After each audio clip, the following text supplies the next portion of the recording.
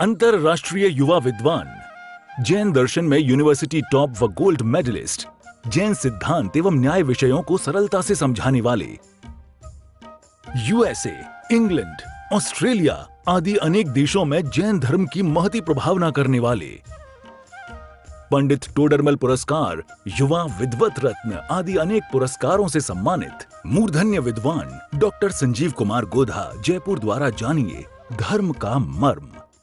इस कार्यक्रम के प्रायोजक हैं श्रीमती अंजलि जवाहर दोषी, चेंबूर, मुंबई एवं श्रीमती रजनी राजकुमार शाह, हुबली।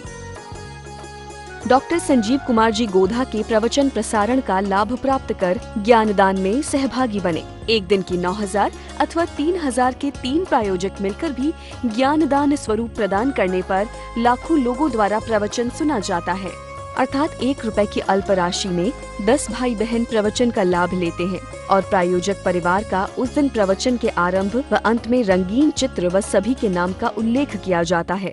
समं समस्तेरनंत पर्यायै दर्पण तलैव सकला प्रतिफलति पदा मालिका यत्र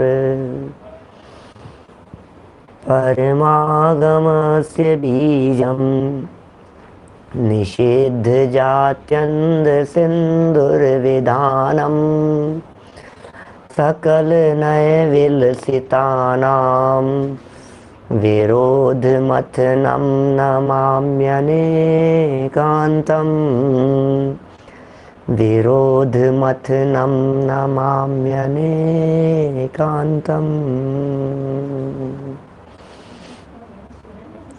पुरुषार्थ सिद्धि उपाय नामक ये ग्रंथ है आचार्य अमृतचंद्र स्वामी की ये अनुपम रचना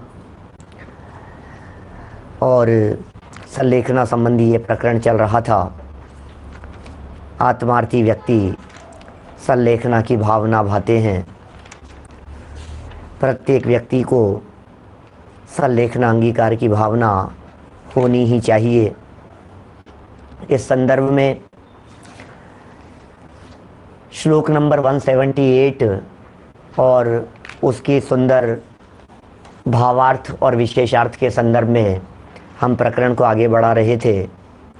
संलेखना वो है जो इस जीव के धर्म को परभव में साथ में ले जाती है। संलेखना अगले जन्म तक साथ में जाने वाली है, माने धर्म को ले जाने वाली है। संलेखना वो ब्रिज है जो ब्रिज इस जन्म से अगले जन्म के बीच में धर्म को ट्रेवल करने के लिए योग्यता प्रदान करता है, साधन प्रदान करता है, फैसिलिटी प्रदान करता है। माने इस जन्म से धर्म को अगले जन्म तक लेकर के जाना हो, धर्म रूपी धन को यदि हमें साथ में लेकर के जाना हो तो कौन सा मीडियम होगा, ये ट्रेवलिंग का साधन क्या होगा।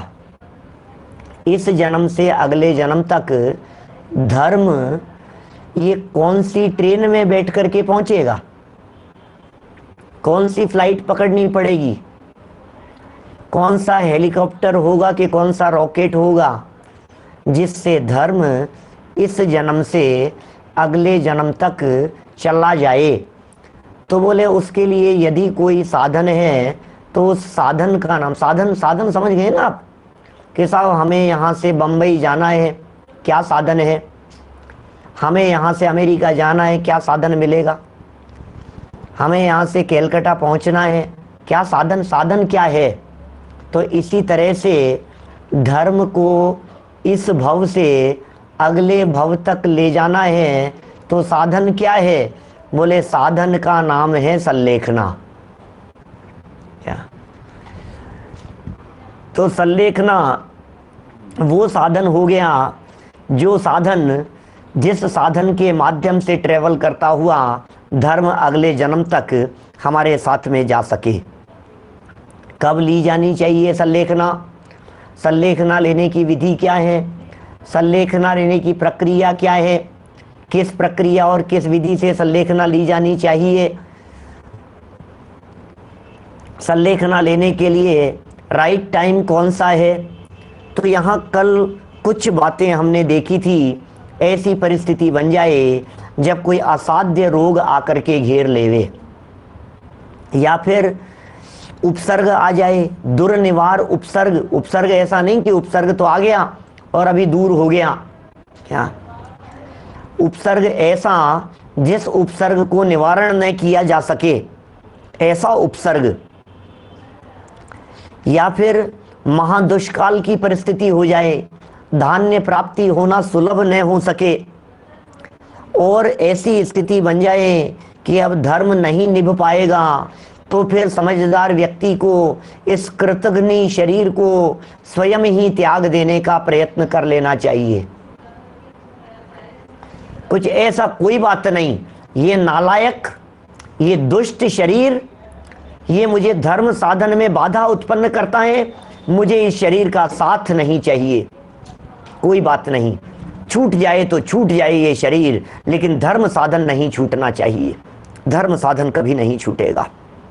देखिए बड़ी सुंदर यहाँ बात कही थी, जब शरीर की स्थिति पके हुए पान की तरह हो जाए, जब शरीर की स्थिति ऐसी हो जाए कि हम ऐसा महसूस कर रहे हो कि दीपक में तेल खत्म हो गया है, या जब ऐसा महसूस कर रहे हो हम, अब तेल ही खत्म हो गया है दीपक में, तो अब क्या करेंगे?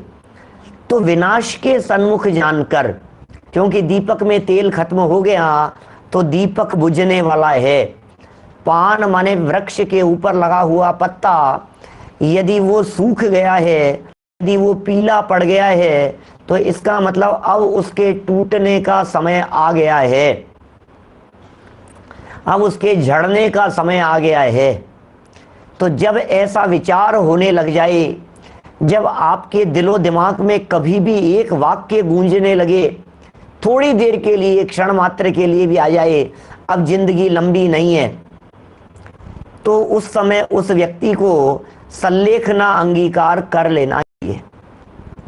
हृदय में ये बात आ गई है ना, अब जिंदगी लंबी नहीं है, ये बात तो लागू होगी वृद्धावस्था के ऊपर, लेकिन अचानक कोई परिस्थिति बन जाने पर भी यही परिस्थिति बन जाती है, लगता है शायद प्राण निकल जाएंगे, लगता है शायद इस बाढ़ से हम बच नहीं पाएंगे, लगता है इस आतंकवाद के शिकार हम भी हो जाएंगे, लगता है इस परिस्थिति में। तो ऐसे समय में उस व्यक्ति को समाधि मरण और सल्लेखना ले लेनी चाहिए, ऐसा यहाँ टोडरमल जी का आदेश है। हमारे गुरु टोडरमल क्या कह रहे हैं?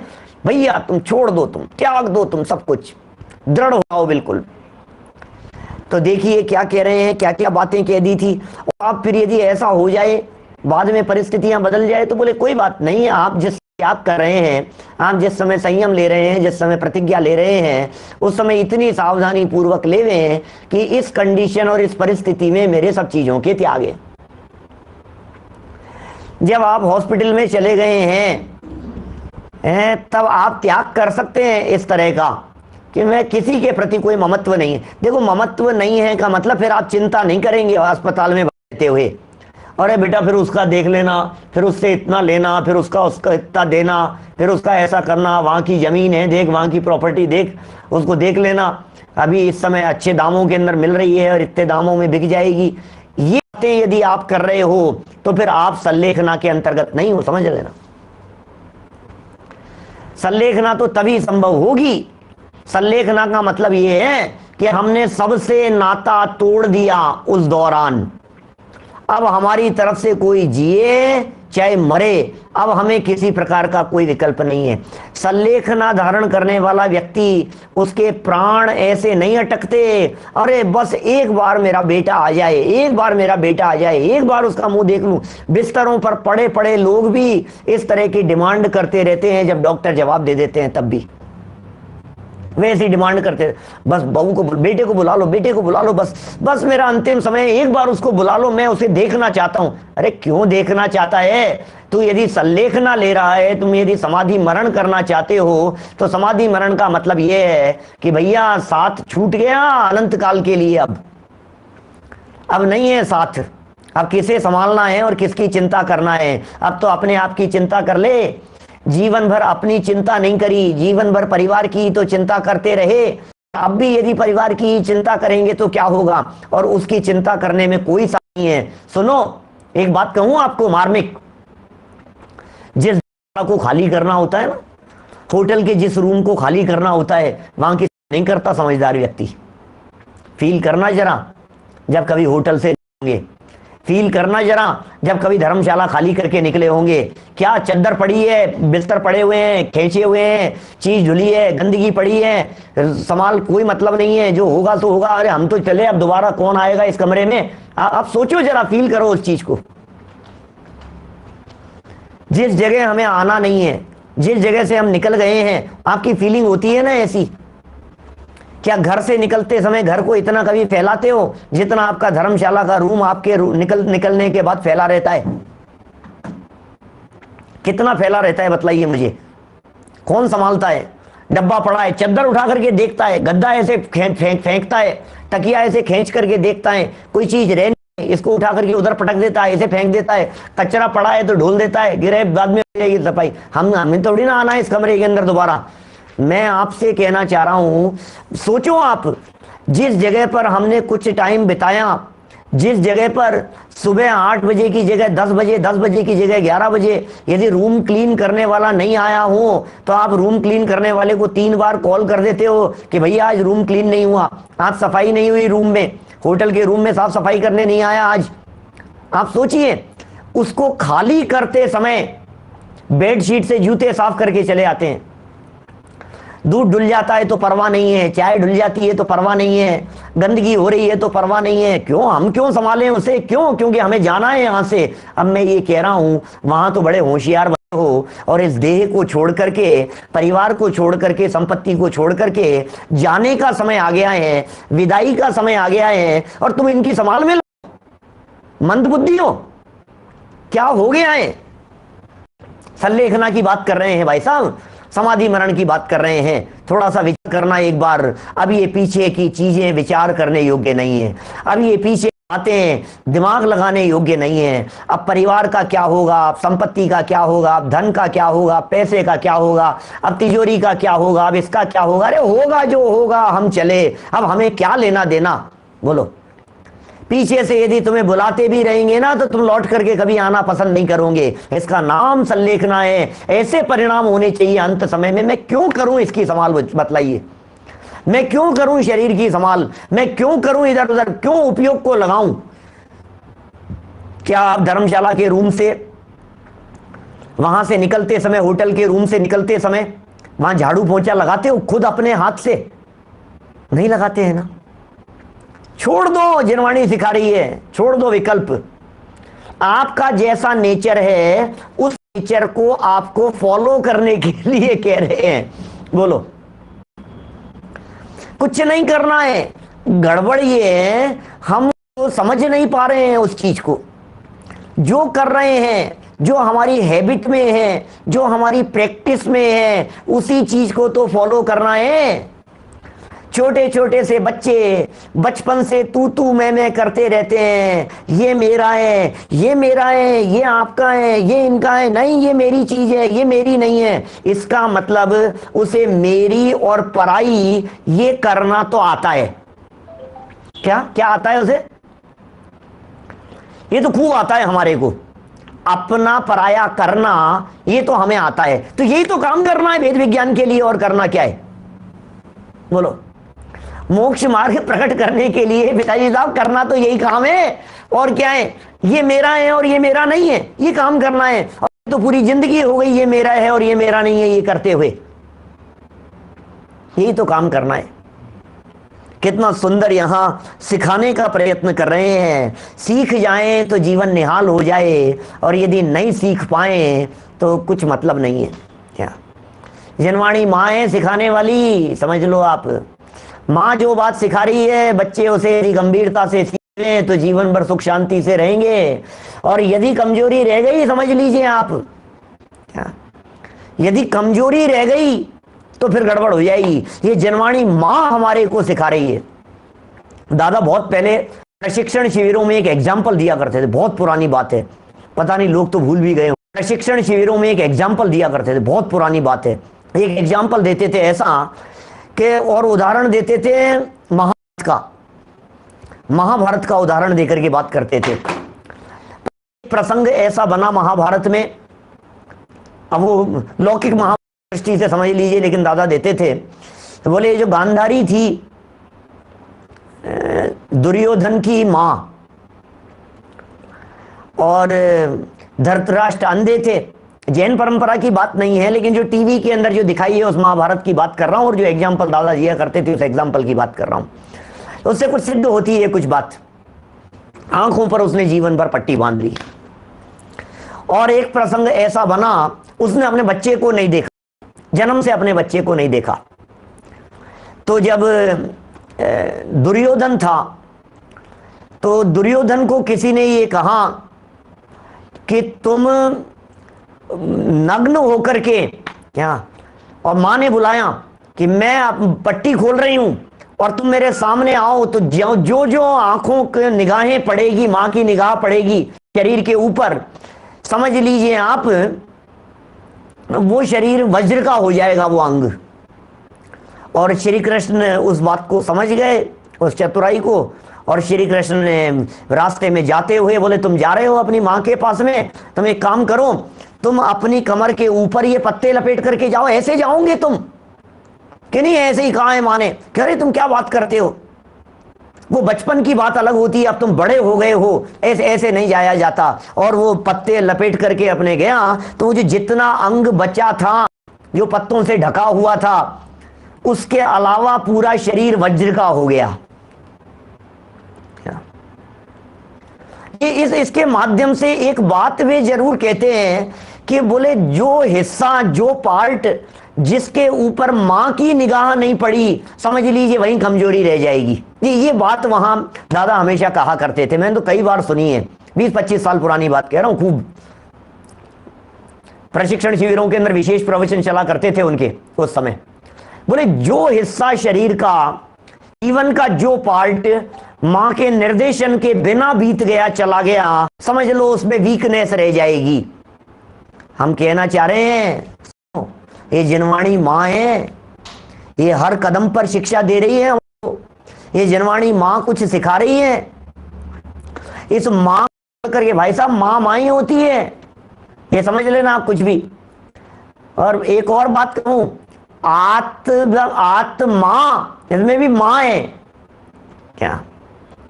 जिनवाणी तो मां है ही, जिनवाणी तो मां है ही।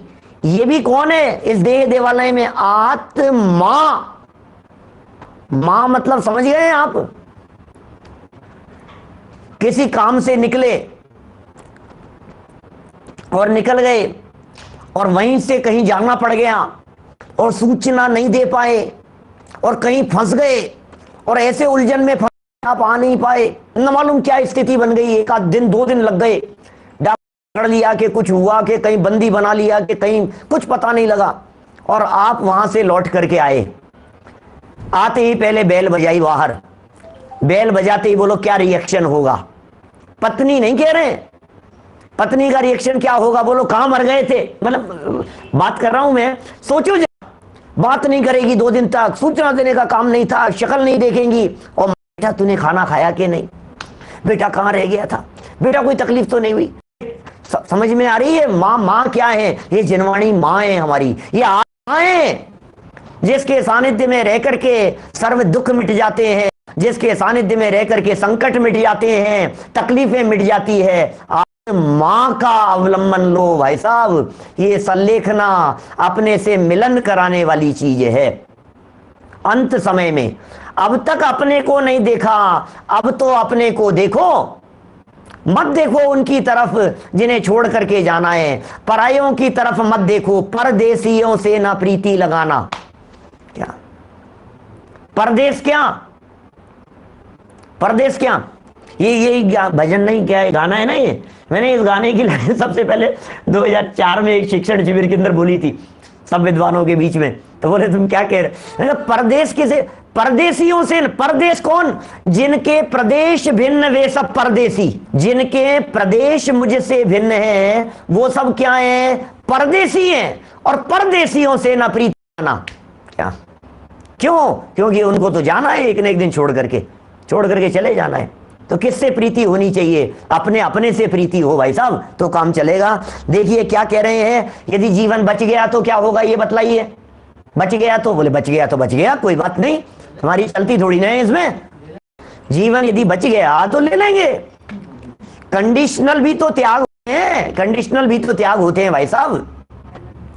घटनात्मक भी त्याग होते हैं, परिस्थिति जन्य भी तो त्याग होते हैं। ये त्याग परिस्थिति नहीं है। जब तक सूर्योदय नहीं होगा तब तक भोजन नहीं करूंगा, ये भी तो परिस्थिति जन्य ही है ना।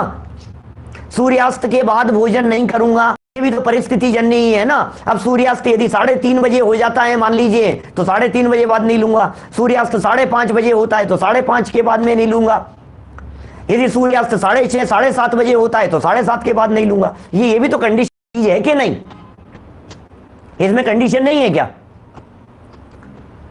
हर जगह पर कंडीशन अप्लाई होती है, तो यहां पर भी हमने कंडीशनल त्याग किया। व्रती व्यक्ति है, देखिए भेद विज्ञान के बिना तो ये सारे कार्यकारी होते नहीं है भैया, सच्ची बात तो ये है। इसलिए फर्स्ट स्टेप तो वेद विज्ञान ही होता है, फर्स्ट स्टेप तो सम्यक दर्शन की प्राप्ति होता है। पहले त्याग यदि किसी का होता है तो मिथ्यात्व का त्याग होता है। पहले यदि किसी का त्याग होता है तो उल्टी मान्यता का त्याग होता है। शरीर मैं हूं इस मान्यता का त्याग होता है पहले। तो सबसे पहले तो उसका त्याग किया, छुट्टी पाली उससे। अब ले लिए आगे बढ़े, स्टेप आगे बढ़ा तो 5 अणु 3 गुण व्रत 4 शिक्षा व्रत हो गए, 12 व्रत हो गए।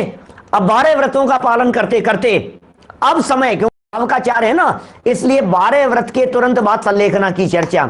मुनि व्रत लिया होता तो मुनि के अंतिम अवस्था के अंदर संलेखना की बात करते। तो देखिए कदाचित आयु शेष रह गई तो क्या होगा, आहार आदि को ग्रहण कर लूंगा, कोई बात नहीं। जंगल में रास्ता भटक गए, 3 दिन निकल गए, 4 दिन निकल गए, 5 दिन निकल गए, रास्ता तलाशते तलाशते तो 1-2 दिन के अंदर ही आपको समझ में आ जाता है कि मेरे को कुछ होगा कि नहीं होगा, कुछ ठिकाना मिलेगा कि नहीं मिलेगा। आप छोड़ सकते हैं, आप त्याग कर सकते हैं। रहते हुए अन्न जल का त्याग करता हूं, आराधना में समय बिताऊंगा, कोई बात नहीं। अब जीवन पूरा होने का लगता है काल आ ही गया है। आप किसी ऐसी जगह पर गिर जाएं जिस जगह पर कोई निकालने वाला नहीं हो, आप अकेले ही थे, कितनी भी आवाजें लगा ली, आप कोई सुनने वाला नहीं है। अब आप क्या करो ऐसी स्थिति में? कभी ऐसी भी स्थिति हो सकती है, यात्रा के लिए जा रहे हैं, मान लीजिए महीने भर के लिए जा रहे हैं, यात्रा के लिए जा रहे हैं, और किसी ने समझ लिया ऐसा कि आप आगे वाली गाड़ी में निकल गए और आप गए थे वॉशरूम और बाहर से ताला लगा को चले गए। अब बोलो क्या करना है? अब जब पहुंच कलकत्ता तो बोले आए नहीं क्या? कि नहीं आए? क्या है, कहाँ है? वो तो पहले वाली गाड़ी में आ गए थे। नहीं आए। फिर क्या हुआ? ताला लगा करके चले गए आप। ऐसा हो सकता है कभी? कोई घटना किसी तरह की घट सकती है किसी के साथ में? हो जाता है, होता है कई बार किसी के साथ में। कोई भी परिस्थिति, कोई नहीं है कि आपके हमारे लाइफ के अंदर, आपके हमारे जीवन के अंदर कभी कुछ इस प्रकार की घटना घटे, लेकिन घटना हजारों लोगों में से एकाध व्यक्ति के साथ में कभी इस प्रकार की घटना घट सकती है। तो जब इस तरह की घटना घट जाए तो क्या करें? त्याग कर दो, कोई बात नहीं। यहां कुछ खाने की व्यवस्था नहीं है, चारों तरफ ताले लगे हुए हैं, मेरी इतनी ताकत है नहीं कि मैं दरवाजे तोड़ करके बाहर निकल जाऊं, फोन अंदर है नहीं, लाइनें कटी हुई है, मोबाइल मेरे पास में है नहीं, नेटवर्क है नहीं। अब मैं क्या करूंगा ऐसी स्थिति में? सुबह से शाम हो गई, मेरे को सारे डब्बे तलाश लिए, क्योंकि महीने भर के लिए जाना था ना, तो सब खा करके गए थे, कुछ भी नहीं था। अरे पीने के लिए पानी भी नहीं था, क्योंकि बाल्टी, चरी, भगोना जो कुछ भी था उसका पानी भी निकाल करके उल्टा करके बर्तन को रख करके गए थे, क्योंकि पानी यदि पड़ा रहेगा तो उसमें अनंत जीव उत्पन्न हो जाएंगे, ऐसी परिस्थिति थी। अब ताला बाहर से लगा करके चले गए, वो कलकत्ता, वो पहुंच गए बंबई, वो पहुंच गए दिल्ली, आ गए राजस्थान, कहां से कहां। अब हम क्या करें बोलो? अब कोई आवाज सुनने वाला नहीं, कोई पुकारने वाला नहीं, पीने के लिए एक बूंद पानी नहीं, क्या कर सकते हैं आप बोलिए?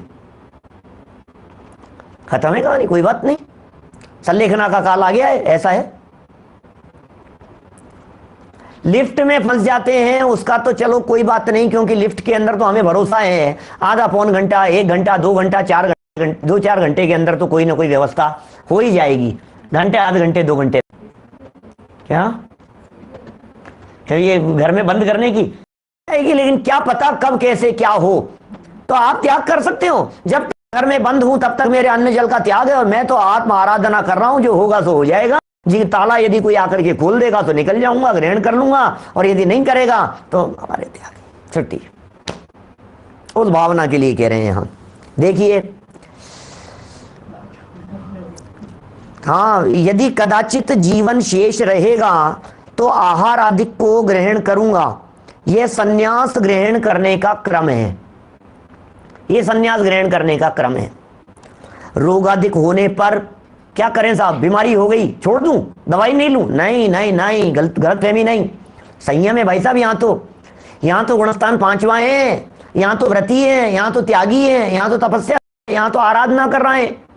और यदि ये छोड़ दिया तूने, शरीर छोड़ने की भावना मत करना, जीवन पूरा करने की भावना मत करना, आत्महत्या करने की मत करना। बोलो क्या कह रहे हैं? रोगाधिक होने पर यथाशक्ति औषध करे, ये जिनवाणी की आज्ञा है। दवाई लीजिए आप। कई लोग ज्यादा होशियार होते हैं, उन्हें बार बार कहो ना तो नहीं नहीं मैं तो दवाई नहीं लूंगा, मैं तो दवाई नहीं लूंगा, मुझे तो दवाई नहीं लेनी है। तो क्या कर रहा है भाई? जबरदस्ती दवाई नहीं लेगा। हाँ, अशुद्ध दवाइयां मत लो, हिंसक दवाइयां मत लो, प्रासुक औषधि का सेवन तो करो, योग्य रीति सेवन करने योग्य दवाइयों का सेवन तो करो।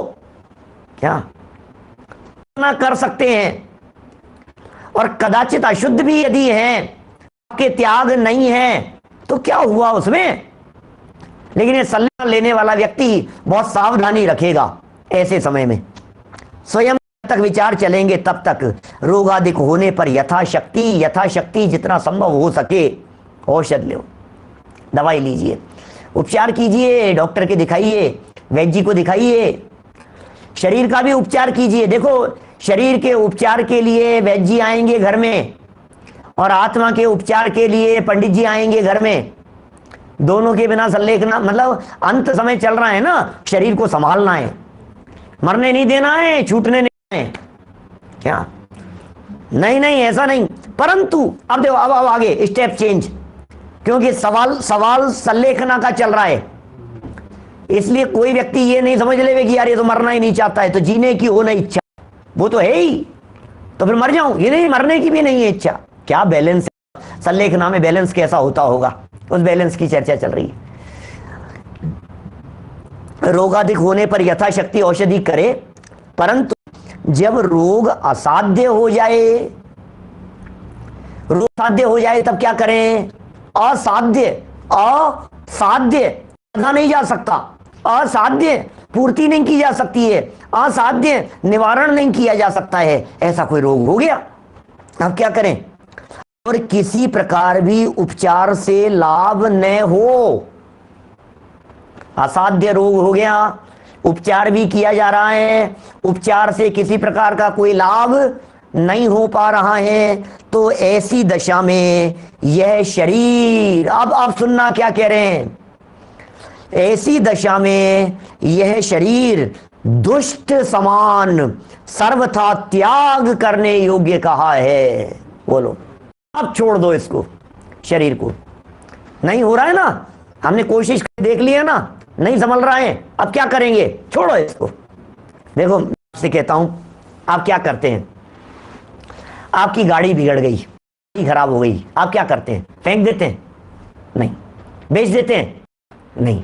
तो क्या करते हैं? सही कराते हैं, सही कराते हैं, सही कराने की चेष्टा करते हैं। फिर खराब हो गई, फिर क्या करते हैं? सही कराते हैं। फिर खराब हो गई, फिर क्या करते हैं? फिर सही कराते हैं। अब ज्यादा ही परेशान करने लग गई और सही होने की संभावना नहीं लग रही है, तब क्या करते हैं? बोला हटाओ यार, इसको निकालो, अब नहीं। मतलब कितना प्रैक्टिकल है जैन धर्म, कितना प्रैक्टिकल है हमारा दर्शन, कितनी प्रैक्टिकल बातें बताते हैं। आपका मकान थोड़ा सा कोई कॉर्नर फट गया, कुछ हो गया, थोड़ी सी दरार पड़ गई, थोड़ा सा रंग सफेदी उसके अंदर खराब हो गया, आप क्या करेंगे? बोलो क्या करेंगे? बोलिए। तो कलर कराएंगे उसके, रिपेयरिंग कराएंगे उसकी, या छोड़ देंगे उसको? छोड़ेंगे नहीं, रिपेयरिंग कराएंगे, बराबर। तो कराइए ना रिपेयरिंग। और जब जरूरत से ज्यादा खराब स्थिति हो गई तब क्या करते हैं, अरे यार निकालो यार, अब ये बस की बात नहीं है यार इसकी, अब ये हटाने जैसा है ये, अब हटा दो इसको, अब नहीं चलेगा ये, अब नया लो, नया लेंगे यार, अब नहीं निभाएंगे इसको। क्या करते हैं बोलो? आपका कुर्ता, आपका शर्ट, आप टी शर्ट, अरे किसी भी जगह पर थोड़ा सा समझ लीजिए उसका यहां से खुल गया, लगाएंगे? कितना प्रैक्टिकल दर्शन है। बटन लगाएंगे, बटन खुल गया है ना, तो बटन लगा लिया हमने उसका। अच्छा दोबारा आगे कभी चलते हुए यहां का स्लीव्स में से कहीं कुछ धागा उधड़ गया, खुल गया, तो आप क्या करेंगे बोलो? चलाएंगे उसको वापस। अरे परफेक्ट, थोड़ा सा दाग लग गया, गंदा हो गया, आप क्या करेंगे? धुल जाएगा, कोई बात नहीं, ड्राई क्लीन करवा लेंगे, सब बराबर हो जाएगा। यही ना उपचार करते हैं ना उसको उठा करके फेंक तो नहीं देते हैं। और जब ऐसी कंडीशन हो जाती है कि यार ये तो बहुत ही ज्यादा खराब हो गया है, अब ये सही होने की स्थिति में नहीं है, अब ये मरम्मत की इसकी पोजीशन नहीं है, तो फिर आप क्या करते हैं? निकाल फेंको इसको, हटाओ। दूसरा सेम पोजीशन, ये शरीर इज जस्ट लाइक क्लोथ्स, कपड़े, शरीर भी कपड़े की तरह से है, बोलो। तो क्या करें? उपचार कराओ।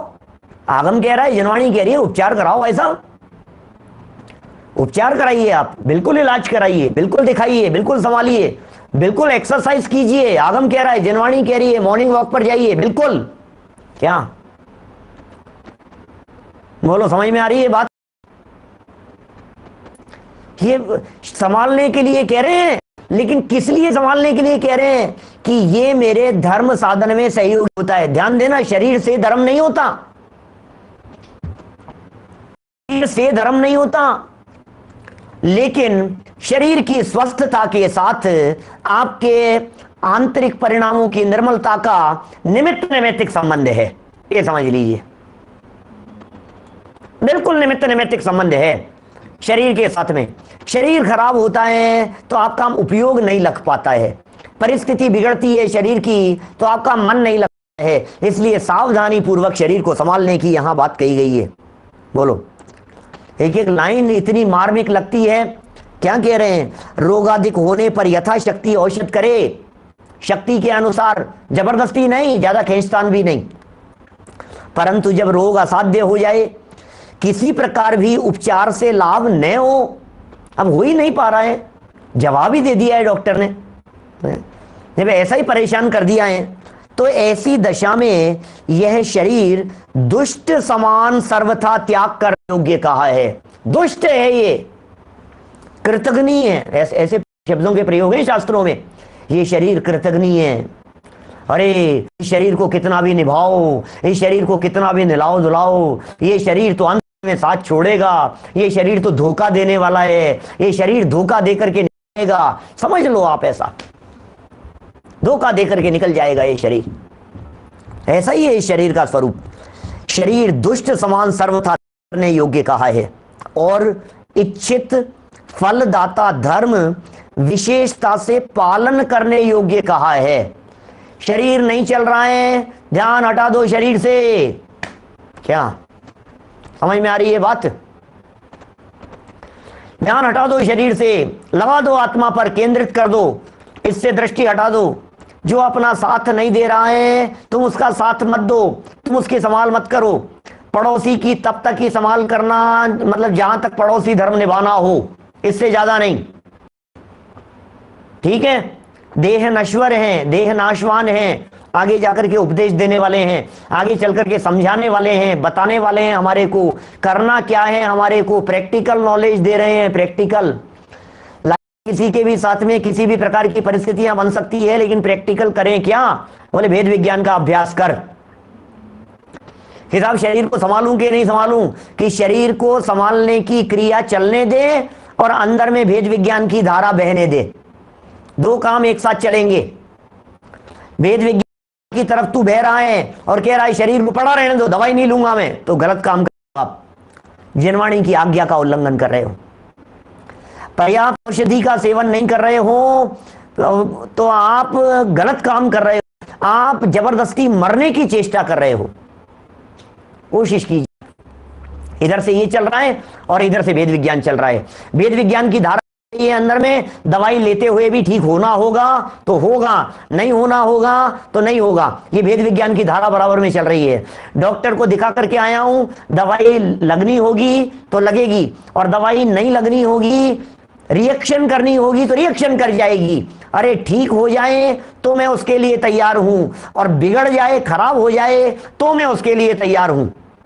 दोनों स्थितियों में, जीने की होने वांछा, मरने की होने ख्वाहिश, परिवार मित्र जन से मैं मोह को छुड़ाऊं, ये भावना है, ये संलेखना की भावना चल रही है। हर स्थिति में हम तो सहज हैं भाई साहब, हम तो सहज हैं, हमें तो सहज रहना है, क्योंकि सहजता से संलेखना सार्थक होती है। यदि संलेखना के काल में आप असहज हो गए तो आपकी संलेखना बिगड़ गई। इस कार्यक्रम के प्रायोजक हैं श्रीमती अंजलि जवाहर दोषी, चेंबूर, मुंबई एवं श्रीमती रजनी राजकुमार शाह, हुबली।